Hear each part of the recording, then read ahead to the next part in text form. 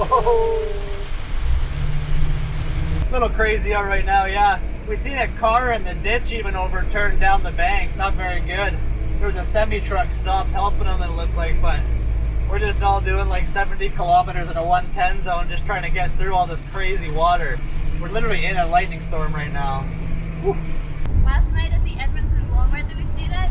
It was the busiest Walmart we've ever seen. There were so many RVers. I don't even, like, we didn't count, but I don't even know what to guess of how many there were. There were even just like the amount of RVs to the amount of parking space that Walmart had. Like Regina had a lot of RVs, but Regina was a huge parking lot. That was a small lot for how many RVs. Yeah. Anyways, we'll see you guys when we get to Quebec City.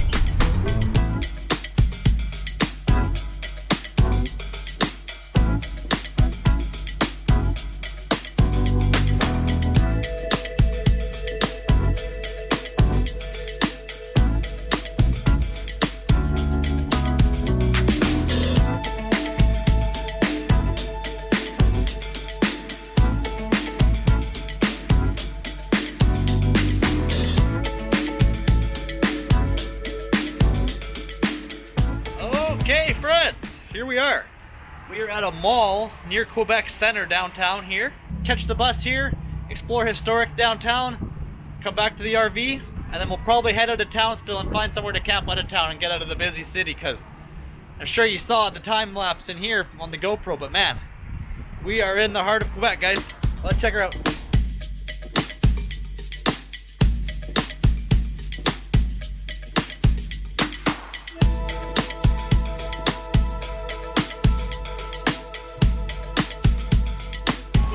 What do you think so far, Alicia? Too cool. Too cool?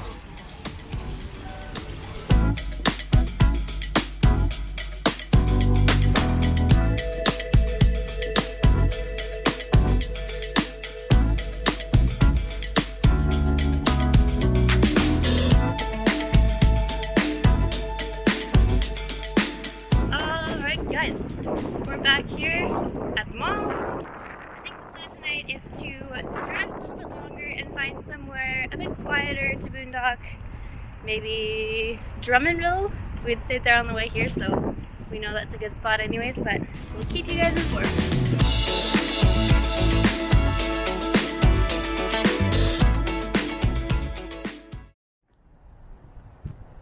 Okay, hello and good afternoon there from Drummondville, friends.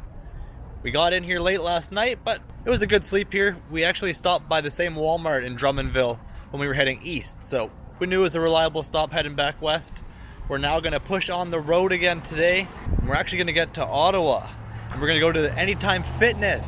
We got the gym back, so we can start going to the gym again and getting our workouts in, and we can use their shower facilities. That was so nice to take a long hot shower. And so we're going to hit the road here. I think it's about a 3-hour drive to get out of Quebec and pop over into Ontario on the journey back west. So let's hit the road, guys. The drive is complete, guys. I think we were on the road for about 5 hours today in the end. We kind of planned it through rush hour on a Friday, so traffic was a bit busy on the bottom side of Montreal. Also, there was a lot of construction, and we went to a gas station. It was like 5 cars deep lineup.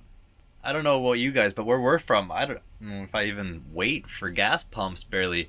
If not, you pull up behind one car and then it goes and you get your station. So it was so busy we got a different spot in the end, but so we're gonna keep zooming along west. Niagara Falls is what we're working towards right now though. Our anniversary's coming up soon, so we're gonna try and get to Niagara Falls and make it a special one there. We're gonna hit the gym here now that we've pulled in, take advantage of the Wi-Fi, the showers, get some shows downloaded, and then we'll kind of figure out from there, but we are glad to be settled in. That was a big day. And voila, here we are, Walmart. Man, I can't explain enough how great that felt to get a workout in again. We had 5 hours. I think we were in the truck maybe even a bit more than that of driving with getting gas and everything today, and it was busy traffic, and it was just kind of sitting around basically from 1 till 6 pent up. So to get out and actually be able to go to the gym again, get a workout. Thank you guys for tuning in so far. We're going to be calling it a night here. It's 9:30 and we're just settled in for dinner after that big gym break. So eat some food, get some sleep, and then pick up tomorrow. I think tomorrow's another casual day. Hope you're enjoying the RV life on the roadside right now. Not quite as glamorous as being in the Maritimes now that we're flying back so fast. I guess I'll quickly say it right now. I was debating if I was going to bring it up or not, but the reason why we have to go back in September to Kelowna, BC is I used to work at a bank. I was the bank teller, and I actually went through a robbery and I got robbed by a note. The guy came in on a Friday like at 5 o'clock and we were going to close at 5:30. So went through the whole police report, police came, everyone closed the building down. They eventually found the guy like a month later or something like that, but we're at a year and a half, almost 2 years later, and I mean, I don't even live in Kelowna anymore, but I got a subpoena right before we started the journey across Canada East, which basically says by law I'm required to show up to court in case they need me as a witness. So we've been using that as the reason to speed back to BC for September, which also allows us to actually have time to RV around BC. Now you know why we have to rush back by September. This was supposed to be a kind of no deadline how long we're going to RV out west, or how long we have to RV out east, mind you. But then getting that subpoena saying I have to be in court now kind of made us have to go back. So, BC in September. Lots to see as we go back west, guys. And we will see you in the morning as for now. Night, guys. Good morning, guys. So, the plan today is a lot of driving. That's going to be the plan for the next couple weeks, actually. But yeah, so we put in a bit of driving this morning. We are just north of Toronto, and we kind of came up with a plan to get through Toronto as easily as possible, because yesterday when we were going through the traffic in Montreal, it was just annoying. Being stuck in traffic is absolutely no fun. So we've decided that we'd come here north of Toronto and head through it when Google Maps tells us that there's very little traffic on the 401, I think it is, through Toronto.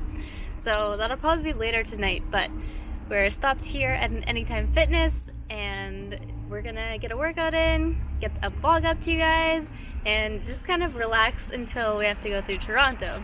While we're here though, I need to complain about a couple things. I'm sorry guys, but we've been having the worst luck lately with things breaking on us. So the first thing that broke was some of the drawers in the RV. So actually I'll come show you. Alright, so excuse the mess in the medicine cabinet here, but so like these little janky plastic things that are supposed to keep your drawers closed, all of a sudden a couple of them started just breaking. So basically within a couple of days, the medicine drawer cabinet and two of our wardrobe drawers, every so often the plastic piece will just get stuck and you can't actually latch the drawer closed, so when you're driving down the road, everything's flying open. It's terrible. We ended up buying some magnetic closures for those drawers and cabinet just to see if they'd work, to see if they'd be sturdy enough to hold the doors closed while we're driving. At the same time, our RV slide out just stopped working. So when we went to go push the slide out once, it just did nothing. I'll show you. Slide out. Nothing. So since the slide wasn't making any noise like it was trying to be pushed out, I figured it might be electrical. I figured it might be something like a blown fuse. So checked it out, replaced the fuse with a different 30 amp fuse. Didn't work.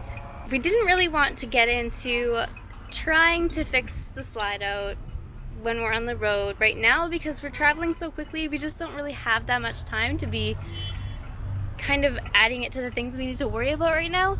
Well, when we tried to replace the closures on the drawers and the wardrobe with those magnetic ones, the space is so tight there that we can't actually pull the drawers out to replace the closures without taking the slide out. Perfect, right? So luckily our RV has a crank that you can override the electrical motor for the slide out and manually crank the slide out. So I grab the crank and I go over to try and crank it out. So here on the driver's side door panel where the actual slide out is crank handle access. So I popped this open, tried to shove the crank in there, but I actually discovered that the hole on the outside of the RV and the hole in the plywood on the inside of the RV are not lined up properly. So only about 3/4 of the hole was lined up and 1/4 was just plywood. So I'm sitting in the Walmart parking lot shaving away the plywood inside of this hole to try and get the crank handle in there. Anyways, a little while later, the hole is open and I'm able to get the crank handle into this thing. I flip the switch to change it from electrical motor to manual override so that I'm actually able to crank the slide out, but it's not budging. It'll come in a little bit, but it will not budge to come out any. So honestly, I have no idea what the problem with this slide is, but it's not good. Also, Luke tried, he came out and he tried like cranking on it. He came out and gave the crank a try on his own and it's broken. So the crank handle that they gave to us was actually electrical tape together. So when Luke tried cranking on it to extend the slide, the electrical tape just came off and yeah. So since we don't have any time to be fixing any of these issues, we have bungee corded, these drawers closed. It's obviously not the best solution, but it's what we're doing right now. But unfortunately, that's not it. Yesterday, I went to adjust the screen on my laptop and the whole hinge just basically fell apart. I think what's happened is the hinge has seized here. When I tried closing it, that happened. So this thing is holding on for dear life. Oh, guys. So basically, we've just had the worst luck ever this past week, and it feels like our entire lives are falling apart. And of course, it's at the time too when we're busy traveling. We have a deadline to get back to the West Coast, and we don't have time for this, guys. Thank you for letting me vent to you guys. Sometimes I think with us and other full-time RVers and other travel vloggers in general, you kind of only see the good things and the things that people want to show you. You don't always see the hectic day in the life, things going wrong left, right, and center. So it's not all sunshines and rainbows, guys, but we're getting through it. We're actually gonna run into the gym now, get a workout, and then get ready to hit the road through Toronto tonight. Another day, another gym complete. So Elise just got us this yummy curry dinner made here, and it is delicious. So we're fueling up on this before we hit the road. It's almost 9 o'clock. We're gonna drive to a Walmart probably in, where did we say we're going? Not Hamilton, but Burlington. Burlington is the plan right now. So let's see if we can check in at a super center there and check out Toronto along the way.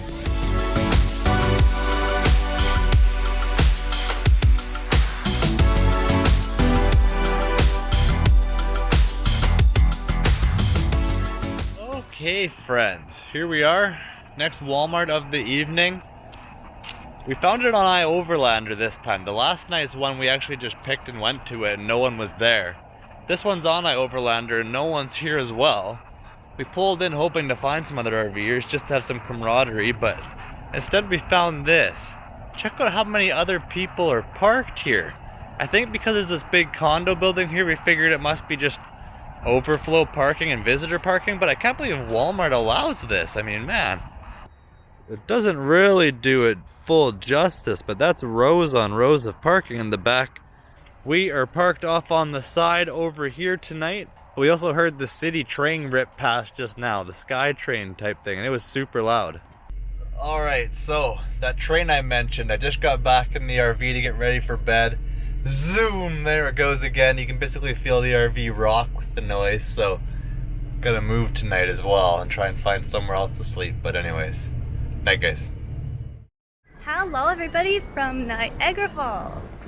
So we're here in the Skyline Tower parking lot. It's a pretty big parking lot here, and the bonus is you can overnight park here and it's $15 for like the whole day and night. So we confirmed with the little kiosk people, I guess, when you first come in and pay, and they said, yep, people park here all the time overnight and you're free to do it. So yeah, so 15 bucks. We get a parking spot right by the waterfall for the day, a camping spot for the night that we can park in like a good enclosed area in downtown core, and then we're just gonna renew tomorrow as well, so we can we got in here kind of midday after all the traffic and everything to the actual main Niagara Falls waterfall area, but not even a problem. yeah, this parking lot is only like a 5-minute walk apparently to the actual falls viewing area, and like right near a bunch of touristy stuff, so pretty freaking awesome.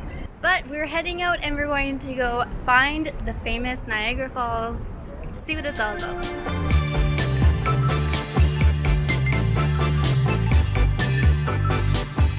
That boat is driving straight into the mist. Like, that's crazy. We need to do that. Yeah, we'll be doing that one for sure.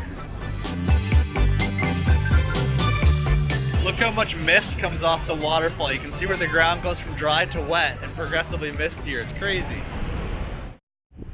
So I'm outside the RV right now. We were just eating up in the dinette. And I don't know if the camera's catching this on me, but we're getting misted from the waterfall. You can see a big poof. I don't know why it's flowing so heavy right now in the morning, but check it out.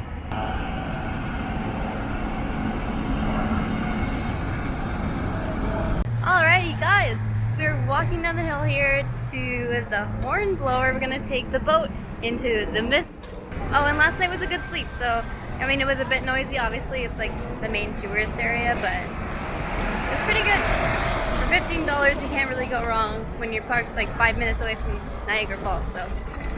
So, the boat is super busy. They pack you on the top deck up there, and we're worried if you line up and get on the actual boat, you may not get a good viewpoint. And it's really lined up top too. I bet you have to wait for 3 boats or something at least, and we're not even over there to see how lined up it is. So we're gonna take the stairway walk instead. There's stairs that go right down beside the waterfalls and along kind of the cliffs in front. We'll do that, then we can take it at our own pace, get some pictures, and not have to partake in the busy turnaround of boat, lineup, escalator thing, more lineup. We were honestly really like 50-50 on which one we wanted to do, whether it's the journey behind the falls or the actual horn blower boat that takes you into the mist. It just doesn't seem worth it, guys. I don't know. We probably should have come earlier or something to get out of the crowd, but it's a crazy huge lineup there, so.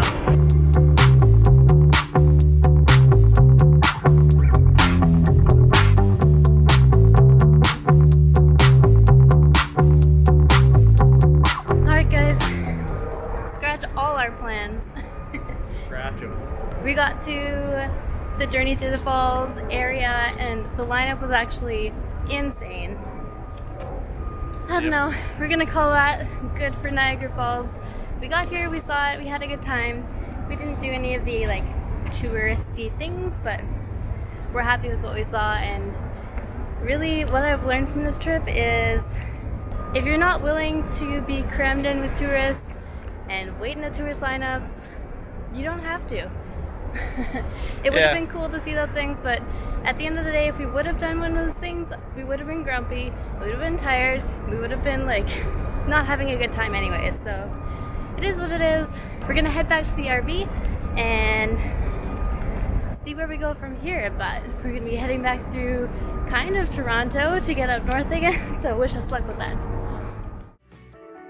Join us next time when we take advantage of being back around Anytime Fitnesses, enjoy some outside time with Kat, and go back to one of our favorite boondocking spots.